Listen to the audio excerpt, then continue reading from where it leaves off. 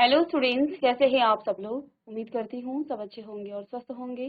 मैं Meena Rana ICT virtual class में आपका स्वागत करती हूँ। स्टूडेंट्स, हम पढ़ रहे हैं क्लास 7 की हिंदी। आज से हम हिंदी व्याकरण को शुरू करेंगे और पहला चैप्टर है आपका हिंदी व्याकरण में भाषा, लिपि और व्याकरण। आप जानते हैं, आप भाषा पढ़ते हैं, भाषा कैसे बनी है और लिपि क्या है और व्याकरण क्या है। भाषा में व्याकरण की क्या इसमें यहाँ पर महत्व है व्याकरण का, ये सब हम यहाँ पर पढ़ने वाले हैं। तो आपका पहला टॉपिक है भाषा, लिपि और व्याकरण, ठीक है। और इसके बाद हम सीक्वेंस से पढ़ते रहेंगे। तो देखिए, भाषा शब्द जो है संस्कृत की भाष धातु से बना है। जो भाषा शब्द है वो संस्कृत की भाष धातु से बना है और इसका जो अर्थ है वो होता है बोलना। भाषा का मतलब होता है बोलना। अतः मनुष्य बोलने के लिए जिन ध्वनियों का प्रयोग करता है उसे भाषा कहते हैं। अब आप जानते हैं, भाषा वो साधन है जिसके द्वारा हम क्या करते हैं, आपको अपने विचार किसी तक पहुंचाने हैं या किसी के विचारों को आप ग्रहण कर रहे हैं, इसके लिए आपको किसी भाषा की आवश्यकता होगी। अब देखिए, हम हिंदी भाषा हमारी, हम हिंदी में बोलते हैं या आपकी क्षेत्रीय भाषा कुछ और हो सकती है, आपकी मातृभाषा कुछ और हो सकती है। तो आपको कुछ बात समझाने के लिए हमें कोई भाषा चाहिए, चाहे वो आपकी क्षेत्रीय भाषा हो, चाहे वो आपकी मातृभाषा हो या हिंदी भाषा हो, ठीक है। तो इसके लिए हमें क्या चाहिए होती है, एक भाषा चाहिए। वो भाषा कोई भी हो सकती है, वो इंग्लिश हो सकती है, वो संस्कृत हो सकती है, वो आपकी क्षेत्रीय भाषा हो सकती है, वो आपकी मातृभाषा हो सकती है। इसके लिए आपको भाषा चाहिए। तो अपने विचारों का आदान प्रदान करने के लिए हम क्या करते हैं, भाषा का प्रयोग करते हैं। यही आपकी क्या है, भाषा है। और भाषा कहाँ प्रयोग होती है, अपने विचारों को और दूसरे विचारों को ग्रहण करने के लिए या अपने विचारों को दूसरों तक पहुंचाने के लिए में भाषा की आवश्यकता होती है, भाषा की यहाँ पर जरूरत होती है। अब आप क्या कर सकते हैं, आप अपने विचारों को कई प्रकार से आप बोल करके दूसरों तक पहुंचा सकते हैं अपने विचार, या दूसरा आपसे कुछ कह रहा है, आप सुन रहे हैं, तो दूसरे को सुन करके आप क्या कर रहे हैं, आप उसके विचारों को ग्रहण कर रहे हैं। या फिर दूसरा देखिए, कई जो है जिनको बोलना जो है, जो नहीं बोल पाते हैं, वो क्या करेंगे, वो लिख करके अपने विचारों को आप तक पहुंचाएंगे। तो यहाँ पर आपके भाषा जो है, इन्हीं के आधार पर इसके भेद भी हैं। तो आइए, भाषा क्या है, जैसा कि आपको स्क्रीन में दिख रहा है, भाषा शब्द संस्कृत की भाष धातु से बना है और इसका अर्थ क्या है, बोलना। मनुष्य बोलने के लिए जिन ध्वनियों का प्रयोग करता है उसे भाषा कहते हैं। मुख से उचित ध्वनियों का एक निश्चित जो है क्रम होता है, ठीक है। आप क्या कर रहे हैं, उचित ध्वनियों को निकाल रहे हैं और एक निश्चित क्रम में जब आप निकाल रहे हैं, तभी वह क्या होता है, भिन्न भिन्न शब्दों का निर्माण कर पाती है और विचारों के आदान प्रदान में सक्षम होती है। इस प्रकार भाषा वह साधन है जिसके द्वारा मनुष्य अपने मन के भावों एवं विचारों को बोलकर तथा लिख कर प्रकट करता है। हमने कहा ना, आप दो चीजों से, या तो आप बोल करके अपने विचारों को प्रकट कर सकते हैं या फिर आप लिख करके अपने विचारों को प्रकट कर सकते हैं। तो इस प्रकार से जो है भाषा को आप क्या कर सकते हैं, भाषा वो साधन है, आप लिख लीजिएगा, इसको आपने लिखना है। भाषा वो साधन है जिसके द्वारा मनुष्य अपने मन के भावों एवं विचारों को बोलकर तथा लिखकर प्रकट करता है तथा दूसरों के विचारों को पढ़कर एवं सुनकर उसे ग्रहण करता है। अब दूसरों के विचारों को आप क्या करेंगे, या तो आप पढ़ेंगे या तो आप दूसरे को सुनेंगे। तो ये भाषा है, ठीक है। अब देखिए, आपने क्लास 6 में भी आपको पढ़ाया था कि इसके बाद हम पढ़ेंगे कि भाषा, देखिए भाषा जो है एक बड़ा क्या है, जिससे जो भी चीजें आप ग्रामर में पढ़ते हैं, व्याकरण में पढ़ते हैं, वो भाषा जो है उन सब से मिल करके आपकी भाषा बनती है।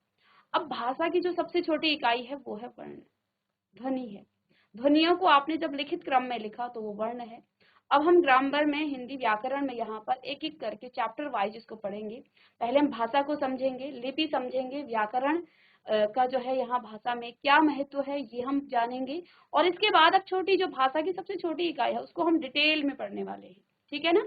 तो देखिए, यहाँ पर आपको भाषा की परिभाषा लिख देनी है कि भाषा वो साधन है जिसके द्वारा मनुष्य अपने मन के भाव और विचारों को या तो वो प्रकट करता है या फिर वो ग्रहण करता, दूसरों तक पहुंचाता है। तो बोल करके और लिख करके, हम दूसरों तक कैसे पहुंचाते हैं, बोल करके और लिख करके। और ग्रहण कैसे करते हैं, या तो हम उसको पढ़ेंगे या तो सुनेंगे किसी को। तो दो चीजें होती हैं दूसरों तक पहुंचाने के लिए, आप या तो बोलेंगे या पढ़ेंगे। सॉरी लिखेंगे, और जब आप लिखेंगे तो दूसरा उसको पढ़ेगा और बोलेंगे तो उसको सुनेंगे। तो इस प्रकार से जो है भाषा क्या है, विचारों का आदान प्रदान करने का एक साधन है, ठीक है, जिसके द्वारा हम अपने विचारों को और दूसरे के विचारों को ग्रहण करते हैं। तो ये आपकी भाषा है। अब भाषा के रूप कौन कौन से हैं, जैसा कि आपको बताया कि आप क्या कर सकते हैं। एक तो आप भाषा को मुंह से बोल करके, आप किसी को कुछ कह करके अपने विचारों को उस तक पहुंचा सकते हैं, दूसरों तक पहुंचा सकते हैं। दूसरा, आप दूसरों के विचारों को, अब देखिए आपको बोलना नहीं है या किसी को बोलना नहीं आता है, कोई बोल नहीं पाता है, तो फिर वो क्या करेगा, वो लिख करके अपने विचारों को क्या करेगा, प्रस्तुत करेगा, ठीक है। तो इसी के आधार पर भाषा के रूप हैं। भाषा के यहाँ पर दो रूप हैं, पहला है मौखिक अथवा कथित। तो मौखिक अथवा कथित ये एक ही है। कथित यानी कि जिसको आप कह करके, बोल करके दूसरों तक अपने विचारों को पहुंचाते हैं। लिखित जिसमें आप किसी भी भाषा से किसी भी विचार को या किसी भी बात को आप किसी दूसरे तक लिख करके पहुंचाते हैं, तो वो आपका लिखित भाषा होती है। तो दो यहाँ पर आपके भाषा के रूप हैं, मौखिक और लिखित, ठीक है। एक सांकेतिक भाषा होती है, लेकिन उसको यहाँ पर हम नहीं पढ़ेंगे, ठीक है, जिसमें हम संकेत के माध्यम से क्या करते हैं, किसी दूसरे को अपनी बात पहुंचा सकते हैं, ठीक है। तो देखिए मौखिक अथवा कथित भाषा क्या होती है, स्पोकन लैंग्वेज इसको कहा जाता है। भाषा के जिस रूप से मन के भाव और विचारों का हम क्या करते हैं, आदान प्रदान करते हैं, बोलकर और सुनकर। दो चीजें हैं यहाँ पर, बोलकर और सुनकर। आप जब दूसरों तक पहुंचाते हैं तो आप बोलेंगे, और जब दूसरे से आप ग्रहण करेंगे कोई विचार या कोई बात आप सुन रहे हैं, कोई बात आप ग्रहण कर रहे हैं, तो वहां पर आप सुन करके। तो मौखिक भाषा में आपके बोलकर और सुनकर ये दो चीजें आ जाती हैं। तो अपने विचारों और भावों का आदान प्रदान बोलकर और सुनकर किया जाता है, उसे मौखिक भाषा कहते हैं। आप किसी से कुछ कह रहे हैं तो वो भी एक मौखिक भाषा है, कोई आपसे कुछ कह रहा है वो भी क्या है, मौखिक भाषा है। जब आप बोलेंगे तो आप बोलकर अपने विचारों का आदान प्रदान करेंगे, सुनेंगे, किसी दूसरे ने आपसे कुछ कहा, कोई बात कही, तो उस समय आप उसके विचारों को, उसकी बात को कैसे ग्रहण कर रहे हैं, सुन करके। तो दो चीजें हैं यहाँ पर मौखिक और या कथित में, जिसमें आपका बोलकर और सुनकर किया जाता है, ठीक है। शिक्षक का पढ़ाना, अब कुछ उदाहरण है, जैसे जैसे मैं आपको पढ़ा रही हूँ, तो इस समय मैं आपको मौखिक भाषा का प्रयोग कर रही हूँ, क्योंकि मैं आपसे बोल रही हूँ, साथ में यहाँ पर मैं आपको दिखा भी रही हूँ, ठीक है ना। तो लिखित रूप ये दोनों चीजें हैं। लेकिन कई बार शिक्षक आपको पढ़ाता है, वो सिर्फ बोल करके वो पढ़ाता है, ठीक है। तो यहाँ जैसे शिक्षक का पढ़ाना, परस्पर वार्तालाप, आपकी क्लास में आप दो बच्चे बात कर रहे हैं और आप घर की कोई बात कर रहे हैं, दो बच्चों ने बात की और अपने घर की बात या आप पढ़ाई से संबंधित कुछ बात कर रहे हैं, तो इस समय आपकी जो परस्पर वार्तालाप हो रही है, ये क्या हो रही है, ये आपकी मौखिक भाषा है। अंताक्षरी हो गया, ठीक है। अंत्याक्षरी जो है जब आप खेलते हैं तो वहां पर भी मौखिक भाषा का प्रयोग होता है। फोन पर जो वार्तालाप होती है वो भी मौखिक भाषा का उसमें प्रयोग किया जाता है, ठीक है। भाषण आप जानते हैं, जब कोई भाषण देता है तो वो मौखिक भाषा का प्रयोग करता है, ठीक है। कविता, पाठ आदि मौखिक भाषा के उदाहरण हैं। ये तो आप समझ गए होंगे कि मौखिक भाषा क्या है, ठीक है। अब देखिए मौखिक भाषा सरल रूप में से सीखी जा सकती है। आप देखते हैं छोटा बच्चा जब पैदा होता है तो वो जो है कुछ ध्वनियों के साथ वो सीधे रुदन करता है, वो रोना सीखता है, धीरे धीरे वो बबलाना सीखता है, और हम उसके साथ जितनी ज्यादा बात करेंगे वो बच्चा उतनी ज्यादा हमारी भाषा को कैच करेगा, उसको पकड़ेगा और जल्दी वो भाषा बोलना सीख जाएगा। लेकिन जबकि इसके विपरीत लिखने के लिए उसको प्रॉपर स्कूल भेजना पड़ता है, या आप घर में भी उसको लिखाते हैं तो प्रॉपर उसके साथ आपको अभ्यास करना पड़ेगा, आपको उसके साथ जो है उसको अभ्यास करवाना पड़ेगा कि ऐसे लिखो वैसे लिखो। लेकिन मौखिक भाषा आप जानते हैं, बच्चा जिस भी माहौल में रहता है, जिस भी पर्यावरण में वो रहता है, वो वही भाषा सीख जाता है। अब बंगाल में जैसे बंगाली बोली जा रही है, पंजाब में पंजाबी बोली जा रही है, तो वहां का जो बच्चा है वो उसी भाषा को सीखता है। आपके जो है उत्तराखंड में अलग अलग जो है जौनसार का जो बच्चा होगा वो जौनसारी बोलेगा, क्योंकि उसके जो पेरेंट्स हैं, उसके जो माता पिता हैं, वो सभी उस भाषा में उसके साथ जो है वार्तालाप कर रहे हैं। तो वो जो है सरलता से वो सीख लेता है, क्योंकि वो उसे रोज सुनता है, ठीक है। और इसके द्वारा कम समय में अधिक बातें की जा सकती हैं। इसके प्रयोग से धन व समय की बचत होती है। अब यहाँ पर कुछ महत्व और कुछ जो है हम कह सकते हैं इसकी विशेषता आप कह सकते हैं कि मौखिक भाषा की क्या विशेषता है। सबसे पहले तो इसे सरल रूप से सीखी जा सकती है, ठीक है। अब अंग्रेजी भाषा हमें बहुत कठिन लगती है, लेकिन अब किसी के पेरेंट्स अगर घर में प्रॉपर अंग्रेजी बोलते हैं तो उनका बच्चा भी अंग्रेजी ही बोलता है, तो उसके लिए वो सरल भाषा है, ठीक है। तो यही बात जो है सबके लिए है। अब जिस भी भाषा में आपके घर में बात हो रही है उसको तो आप सरलता से सीख लेंगे, लेकिन जिस भाषा में, उसके लिए हिंदी कठिन हो जाएगी, क्योंकि उसने हिंदी कभी सीखी ही नहीं, कभी सुना ही नहीं। तो ऐसा नहीं है कि हर भाषा में जो है अपना वो एक माहौल है, जो जिससे भी उसको पर्यावरण मिलता है, जिस प्रकार का उसको माहौल मिलता है वो बच्चा सीख जाता है, ठीक है। तो जिस भी भाषा में आप सीखिए, जो मौखिक भाषा होती है एक तो वो सरल रूप से सीखी जा सकती है, आप सुन करके कुछ ही दिनों में आप उन वर्ड्सों को सीखना शुरू कर दोगे।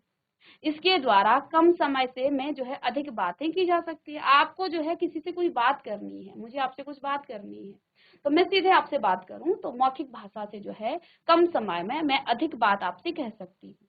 अब मैं यहाँ पर लिखूं तो उसमें क्या होगा, उसमें समय भी ज्यादा लगेगा और अपनी बात को मैं ज्यादा समय में कम बात कह पाऊंगी। अभी मैं आपको क्या कर रही हूँ, मौखिक रूप से कह रही हूँ, तो मैं आपको अधिक बात समझा पा रही हूँ।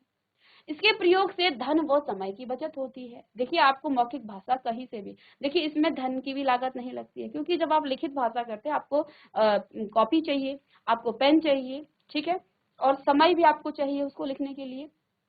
तो ये मौखिक भाषा की कुछ विशेषताएं हैं जिसको आप सरल रूप से सीख सकते हैं। इसके द्वारा समय कम लगता है और अधिक बातें आप कर सकते हैं। धन की इसमें बचत हो जाती है और समय की इसमें बचत हो जाती है, किंतु यह भाषा का अस्थायी रूप है, ठीक है, ये स्थायी रूप नहीं है, ठीक है। तो देखिए यहाँ पर इसकी कुछ विशेषता है कि ये सरल रूप से सीखी जा सकती है, कम समय में अधिक बातें इससे की जा सकती हैं, इसके द्वारा धन व समय की बचत होती है, लेकिन भाषा का ये अस्थायी रूप है। स्थायी रूप है आपका लिखित भाषा, ठीक है। तो इसको आप लिख लीजिएगा, मौखिक भाषा अथवा कथित भाषा। स्पोकन लैंग्वेज क्या है ये आप यहाँ पर लिख सकते हैं कि भाषा के जिस रूप से मन के भाव एवं विचारों का आदान प्रदान बोलकर और सुनकर किया जाता है उसे मौखिक अथवा कथित भाषा कहते हैं। जैसे शिक्षक का पढ़ाना, परस्पर वार्तालाप, ठीक है। कई बातें हैं जिसको आप अपने उदाहरण भी इसमें लिख सकते हैं।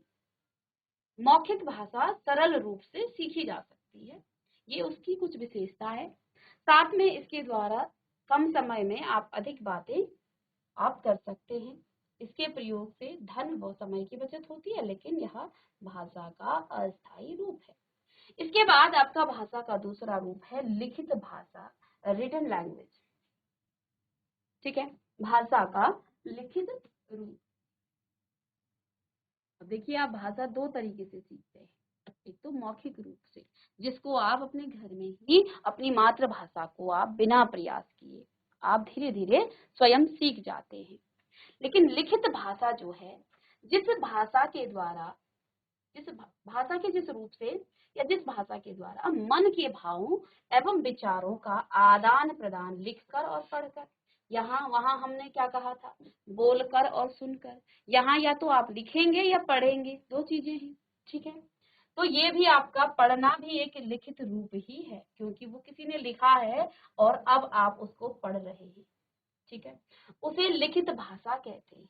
इसको लिख सकते हैं आप कि भाषा के जिस रूप से मन के भाव और विचारों का आदान प्रदान क्या क्या लिख कर और पढ़ कर किया जाता है, उसे हम क्या कहते हैं, लिखित भाषा कहते हैं। शिक्षक द्वारा श्यामपट्ट पर लिखना। अब यहाँ पर एक शिक्षिका है जो श्यामपट्ट पर यानी कि ब्लैक बोर्ड पर यहाँ पर लिख रही है, ठीक है ना। तो अब आप देखिए यहाँ पर ये लिखित रूप है भाषा का, क्योंकि यहाँ पर आपको लिखाया जा रहा है, ठीक है।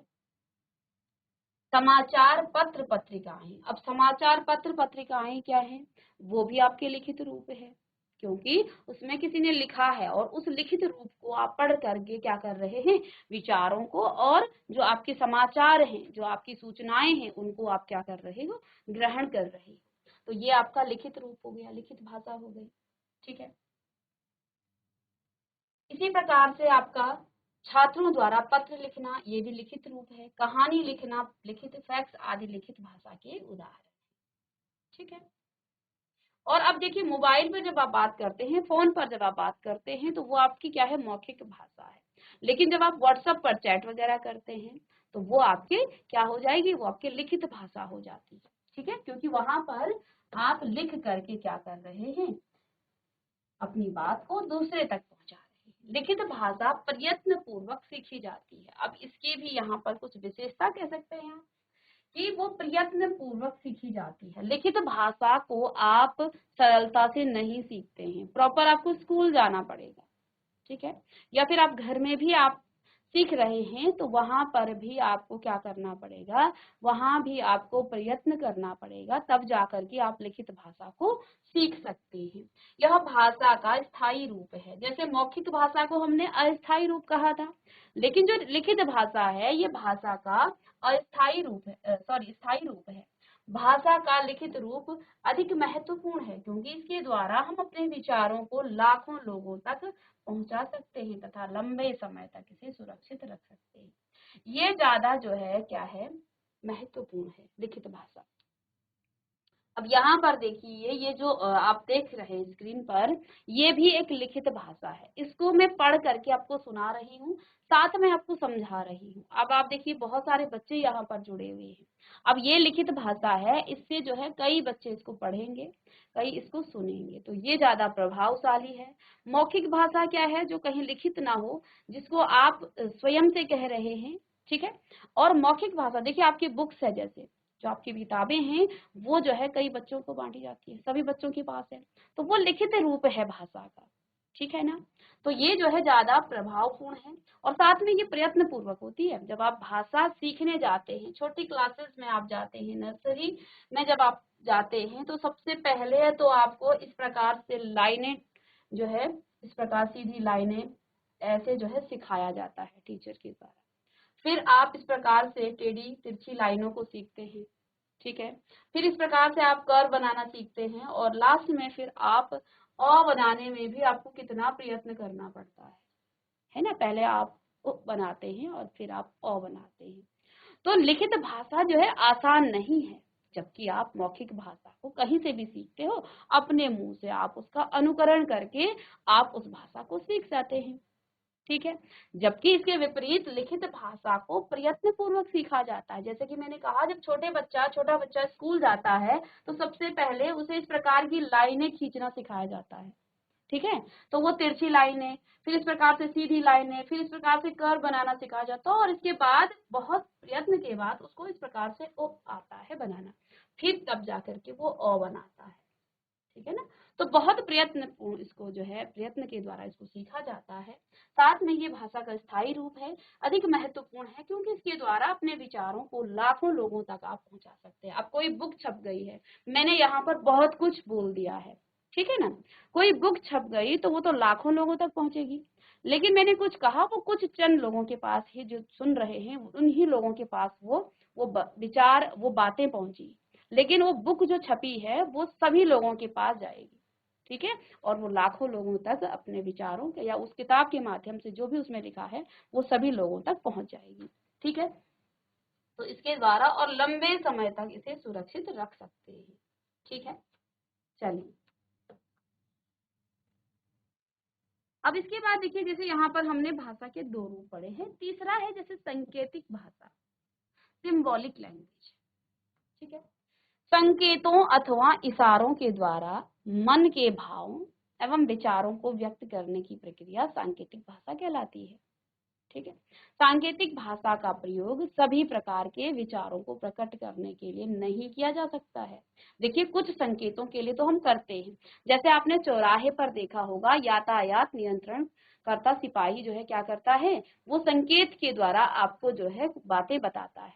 ठीक है, लेकिन इससे जो है सारी बातों को आप नहीं बता सकते हैं। जो हम लिखित मौखिक भाषा से या लिखित भाषा के द्वारा कह रहे हैं, वो आप सारी बातें संकेतिक भाषा के द्वारा, सांकेतिक भाषा के द्वारा आप नहीं कह सकते हैं।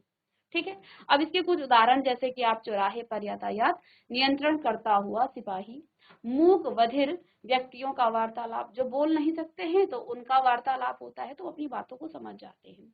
गार्ड द्वारा हरी झंडी हिलाकर गाड़ी चलाने का संकेत, आदि सांकेतिक भाषा के उदाहरण हैं। और इस भाषा का और इस भाषा का जो है व्याकरण में अध्ययन नहीं किया जाता, इसलिए हमने यहाँ पर भाषा के दो ही रूप पढ़े हैं। लेकिन आपको ये जानना भी जरूरी है कि कुछ जो है सांकेतिक भाषा भी होती है, ठीक है। और जब आप संकेत कर रहे हैं, कोई आप संकेत वो कर रहे हैं तो उसे क्या कहा जाता है, लेकिन हिंदी व्याकरण में इसका प्रयोग नहीं किया जाता है, ठीक है। चलिए, हमेशा संकेतों के माध्यम से हम अपने विचारों दूसरों को नहीं पहुंचा सकते हैं, इसके लिए हमें भाषा के लिखित अथवा मौखिक का ही सहारा लेना पड़ता है। इसी कारण जो है सांकेतिक भाषा को व्याकरण में स्थान नहीं दिया गया, क्योंकि सारी बातों को आप दूसरों तक नहीं पहुंचा सकते हैं, इसलिए जो है हम क्या करते हैं, यहाँ पर सांकेतिक भाषा का प्रयोग व्याकरण में नहीं करते हैं, ठीक है। अब विश्व में अनेक भाषाएं प्रचलित हैं और प्रत्येक देश की अलग भाषा होती है, इसके माध्यम से वे अपने भाव और विचार दूसरे देश के नागरिकों के सामने व्यक्त करते हैं, जैसे अंग्रेजी, जर्मन, रूसी, फ्रेंच, हिंदी, चीनी, स्पेनिश आदि भाषाएं अलग अलग देश में बोली जाती हैं और विश्व में अंग्रेजी भाषा का प्रथम और हिंदी का दूसरा और अन्य भाषाओं का तीसरा स्थान है, ठीक है। इसको भी आप लिख लीजिएगा कि विश्व में अंग्रेजी भाषा का प्रथम, हिंदी का दूसरा और अन्य भाषाओं का तीसरा स्थान है। चलिए,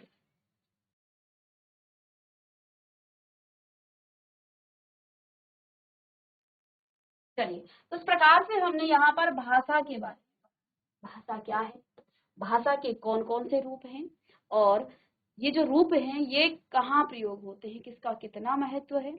तो भाषा क्या है, जिसके द्वारा हम अपने विचारों को दूसरों तक पहुंचाते हैं, वो आपकी भाषा कहलाती है, ठीक है।